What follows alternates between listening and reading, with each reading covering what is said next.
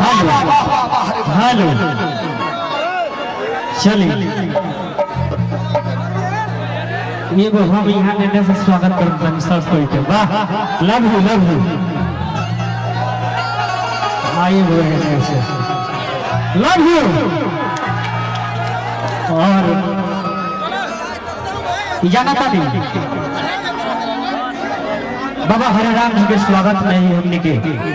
यहाँ के हमरा का स्वागत करनी हम बाबा हरे राम बाबा के फुलवा पे के स्वागत करनी हाथ उठा के एक बार प्रेम से बोलता बाबा हरे राम की होने से हाथ देखा तो खाली सब कोई भैया उठा के बोलत बा प्रेम से हरे राम बाबा की जय हो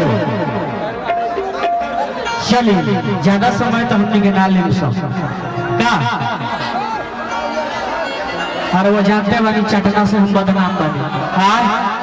कितना लोग बदनाम कर दिला से हमरा के मगर मार्केटो मगर जौलुम हम दे का हो का करे हमरो में मजबूरी नु बा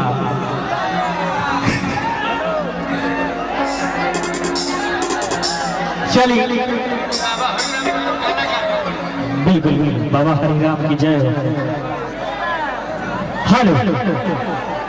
हमने के ज्यादा समय ना गवा के मात्र एक दो घंटा आई सबसे पहले तो हम गायक चंदन चंचल जिला गोपालगंज बिहार आप सबके बीच आज हम मैरवा दुर्गा पूजा सेवा समिति के सब्जी मंडी न्यू सब्जी मंडी सभी कार्यकर्ता के हम बार बार प्रणाम करते हैं नमन करते हैं और आज हमने के बाबा के दरबार में बारी जा आप सबके आशीर्वाद प्यार तरी चाहन की तरी हाथ उठा के आप सब आशीर्वाद प्यार दे दी क्या बात है कहो जय हो चलिए हमने के ज्यादा समय ना लेके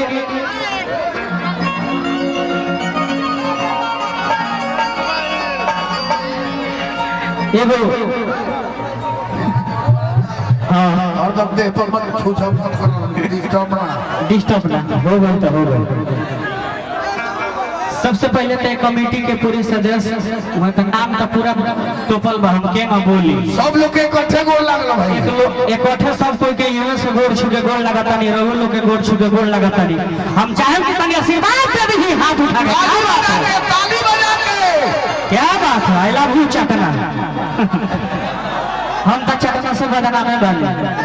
मोर मार्केट में उहे दिन जन मांगता का चटना टू रेडी बा चटना टू आई आ फिर उहे भीड़ लागी का हो भाई हमार सब कोई बात हमारा कौन सी के डर बा का हो तो बड़े हालत में बोलिए आई लव यू राजा जी सब कोई चलिए एक माता जी के भजन पहले गावे एकरा बाद कुछ हो और आज कार्यकर्ता के रूप में दीपक हाँ जहाँ रोको रानी है सामने के सबसे पहले तो हमारी है तो वही पेट्रोल पंप आके हमने के रोका रानी आ जा दीपक भैया के और आगे नहीं है हेलो हेलो एक मिनट भैया रुकिए पहले ही से हम आता नहीं भैया के देश में आता ध्यान हो सब लोग उहे तो हम आता नहीं सब लोग स्टेज पर से मालिक लोग के देश में उतर जाइए आप लोग उतरिए कलाकार को छोड़ के कोई नहीं रहेगा के बीच हम समक्ष सेवा करने के लिए तत्पर रहेंगे तो साथ साथ पूरे मंडली टीम को और हमारे डांसर टीम को भी मेरा प्रणाम है क्योंकि उन लोगों का ही आशीर्वाद मेरे ऊपर लगा है और आगे भी लगेगा चलिए सभी कोई के प्रणाम मंच के पूरे कार्यकर्ता के तरफ से और हमारे म्यूजिक टीम के सभी और आप सबके भी प्रणाम सबके प्रणाम करके आप सबके बीच भक्ति आप सबके बीच कैसे वो भक्त कहता माई से बुलाया था कहता कैसे कि जय हो उठावा मैं कि हो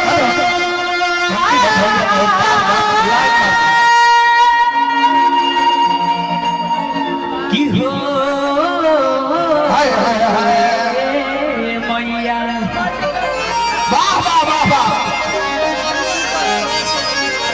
जय हो अरे की माई मत कह माई मदीना हिया जय हो भैया हो। माई के ममता बहुत गहरा है। सही बात बा। लाख में एक बेटा होला जो समझेला माई के। कहा था कैसे अरे की माई मत कह माई मदीना हिया अरे की माई मथुरा काशी कीजे ना कैलस माई के पूजा अरे की धर्म करम सब नासी बाबा की कर जा माई के ना अरे चुकवले भागवान हो अरे की ममता महान माई प्रेम समझिए सच्चे दरबार की। क्या बात है अपने अपने माता पिता की। क्या बात है वो भक्त माई के दरबार में अर्जी लगावा था कैसे गावे लो हमने के माई बहन कैसे उहे माई के मंदिर सजल बा कहता कैसे कहता आरे की दवना मरुआवा कैसे हमार माई बहन गावे लो बाबा आरे की रे पानिए मैया अरे की पाच पेड़ लवंगा के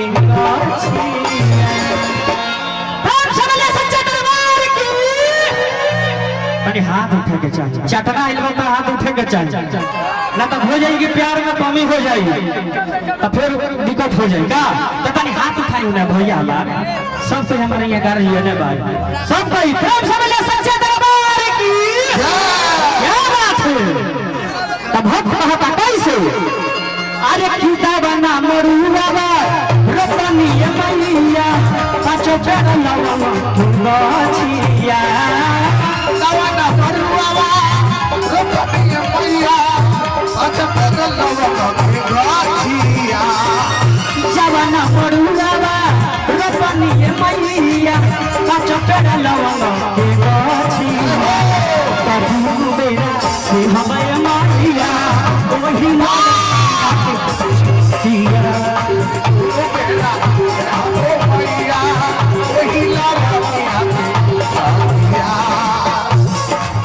जवना मरुआवा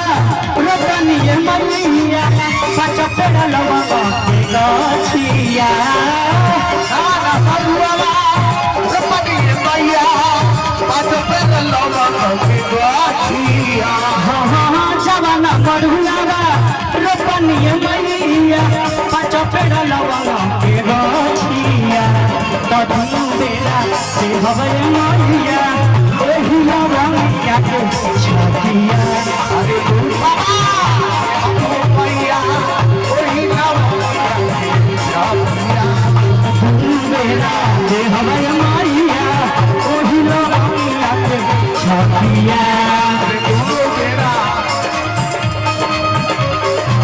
हमारे पिता जोरे जोरे पतिया जोरे जोरे पतिया जोरे जोरे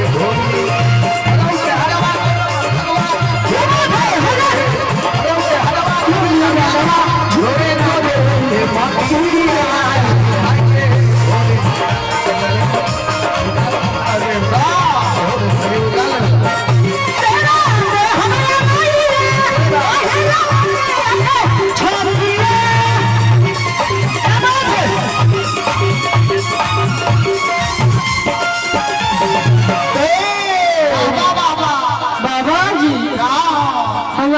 माई के दरबार में अर्जी नहीं लगावे कमर जब ना हिले तब कहाँ से माई खुश हुई हर करा दिया पार कराए हर हो जाइए आप भैया पार करा दी खड़ा हो जाओ अब है चल जाओ बंधु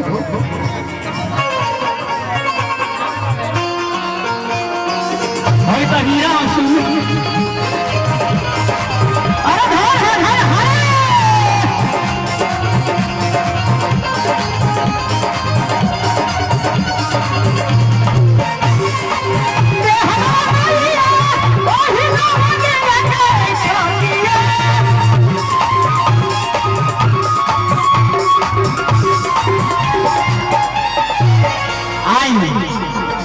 एगो हमरा से बड़ा भारी गलती हो गई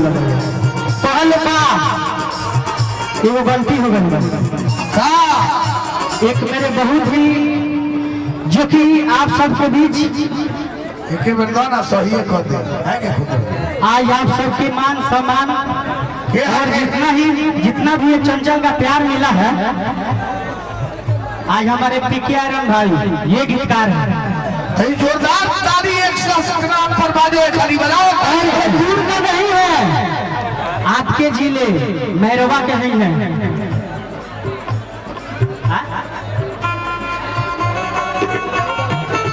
और यहाँ के जौन की गांव बा बड़की मेहरन मैदानिया बड़की मैदानिया से यहाँ के बने और यहाँ के आशीर्वाद है गाय के ऊपर बा आ सही के कहल जाला कि कलम के जादू होला चाहे कोनो भी कलाकार समझे चाहे ना चाहे तो हम समझ चुकल बा काहे कि हम 3 साल से हरिहट्टी कुलिया गांव ना भइले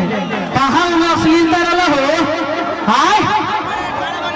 और बाद का चटना गा देनी ये हमारा बड़े भाई के आशीर्वाद से गाए थे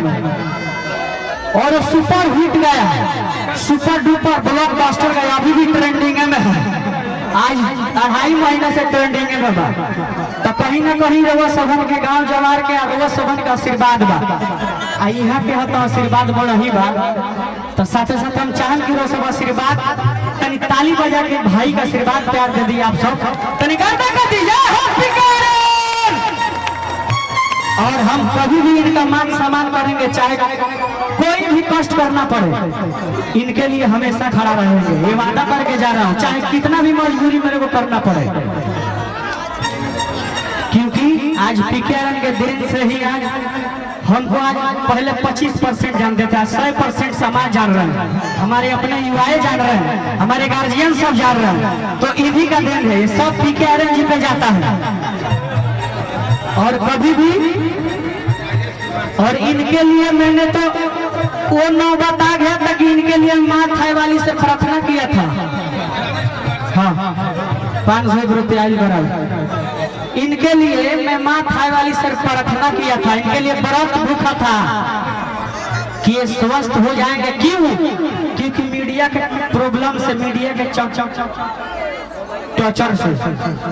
तनी बजाते रहे धीरे धीरे बाबा लगा रहा बाबू तो कहीं ना कहीं एक कवि माँ सरस्वती का रूप होती है और इनका आशीर्वाद प्यार है और हमेशा रहेगा अच्छा ये बताइए अभी लिखे हैं ये दुबई वाला झुमका हाँ दुबई वाला झुमका आकांक्षा म्यूजिक आप सब सर्च कीजिएगा उस गाने को क्यों नहीं कोई मीडिया वाला बढ़ाई दे रहा है कि क्यों साफ सुथरा कोई गाना गाया है क्यों नहीं देखा उसको क्यों नहीं मेरे अच्छा हमारा बाबूजी से जाके पूछो तारा से तार बेटा गौले बा चटना क्वेश्चन बा और मीडिया वाला से पूछो तारी हम तारा माई बाबू से कोई कि हमारे इंटरव्यू लेता रहे हां तहार बेटा जाके चटना के इंटरव्यू लेता तो वो तो पढ़ावे देता अश्लील के लिए देता कि ना काहे बताइए हम अच्छा बाबूजी से जाके पूछो तारा से हमारा बाबूजी तो शुरू से गर्भीय स्तर से बाली है बहुत गर्भीय स्तर से बाली अब मेरा पिता का देन है कि आज उनके आशीर्वाद से आज मैं हूँ और एक सीधी 700 पे चढ़ा हूँ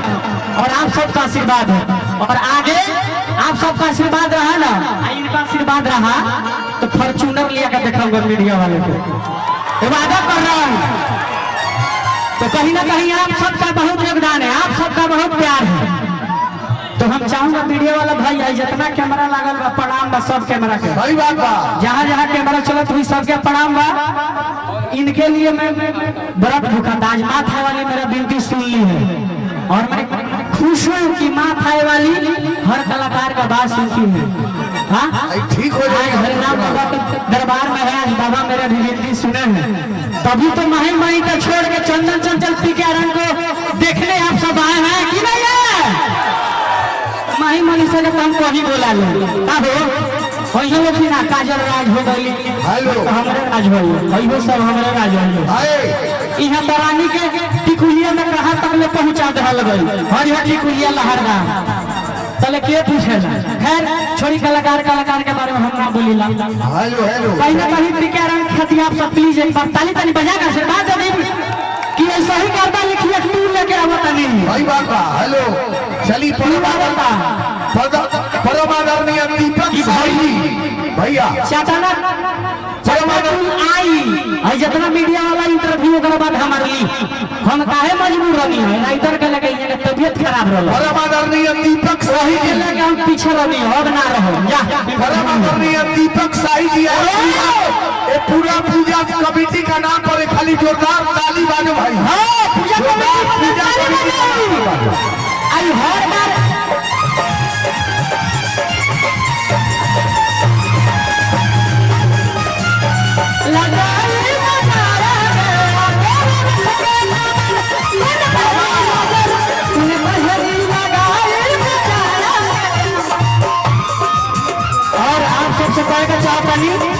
कमेटी के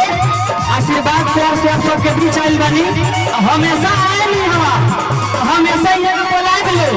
आप सब कमेटी के नाम पर ताली बजाएंगे क्या बात है चलो ठीक है